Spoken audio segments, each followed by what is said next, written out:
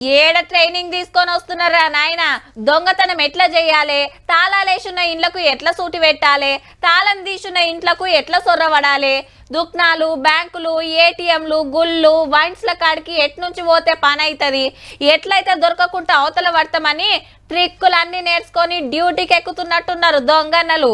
కొందరు ఎవ్వరు లేనప్పుడు పంతనం చూపిస్తే, కొందరు అందరు చూస్తుండగానే ఊడ్చుకోబోతున్నారు.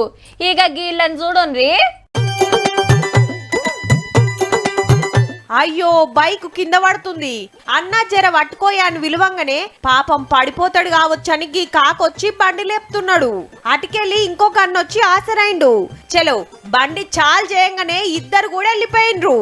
ఇప్పుడు అర్థమైందిలే, ఇద్దరు తోడు దొంగలు. మరి బండి పడ్డట్టు డ్రామా ఆడి ఫోన్ కొట్టేసిండ్రు. కాకొస్తున్నప్పుడు జేబులో ఫోన్ ఉంది, కానీ బండి లేపినాక లేదు.